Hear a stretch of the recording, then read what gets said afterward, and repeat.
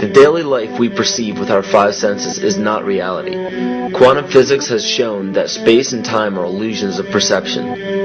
Therefore, our bodies cannot truly be a reality if they occupy this space. Ernest Rutherford performed an experiment in Manchester that revealed to him the shape of the interior of an atom. Scientists were shocked to discover that the atom is almost entirely empty space. The question then became, how could this empty atom possibly make the solid world around us? Our true consciousness does not exist in our brains or in our bodies. But this illusion of our individual bodies, along with the misinformation of our true origins, has manifested the idea that we all think independently from one another.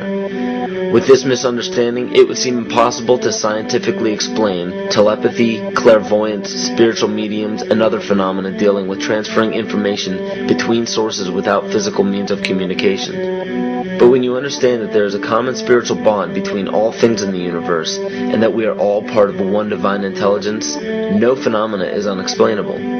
This simple understanding fills all the holes in modern religions. It explains reincarnation, deja vu, predictions of the future, and literally every event, occurrence, or anomaly ever experienced. The blank matter within the most basic building blocks of perceivable existence is malleable and molded by intent. This means that consciousness shapes our reality. This seems difficult to accept for most, and it is quite understandable. In modern times, we are taught from an early age how to think rationally and tangibly. This is a very left-brain method of education, and it has more harmful effects than it's given credit for. The left brain deals with logic, details, facts, patterns, practicality, science, and math, as the right brain deals with feeling, intuition, symbols, images, risk-taking, philosophy, and religion. With a deliberate push for government-controlled educational curriculums, generation after generation of the youth are being taught to focus only on the facts, figures, and numbers. Repetition is used to train children subconsciously to accept what they're learning. Children aren't rewarded for questioning the validity of the information they receive. They are ridiculed. However, the children who blindly accept the information as true and merely regurgitate the information on command when it is time to take a test, those children go on to become the decision makers in our government, law, medicine, business, and every other occupation with power and prestige. The most detrimental effect of being pushed away from holistic thinking with the full brain into a strictly left brain thought is what is known as the suppression of the feminine. Every male and female have both feminine and masculine qualities. It has nothing to do with man or woman. These are represented by the left and right brain, yin and yang, black and white, light and dark, and most every other duality. Both are vital to our spiritual and physical health. In ancient Egypt, the female was the rightful heir to the throne. The male she chose to marry became pharaoh. This depicted the goddess tradition that has been destroyed to make way for a patriarchal, male-dominated society we see enforced in every major denomination.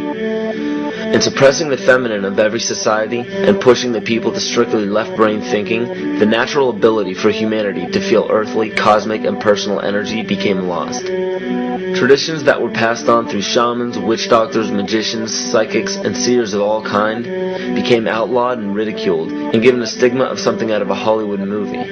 Every religion explains that we are children of God and have godliness inside of us. If you erase the anthropomorphized God and understand that God is nothing more than the spiritual web that connects all things, all religious scriptures begin to make much more sense. Our bodies are merely vessels to contain our spirit, to gather experience for the divine mind. This is how evolution is possible. It is scientifically proven that all species are evolving into more complex beings. Innate knowledge or racial memory within all species is the understanding of newborns of all kinds to automatically know specific details and traits that the mother does not have to teach them. Therefore, innate knowledge helps every species naturally evolve towards more complex organisms.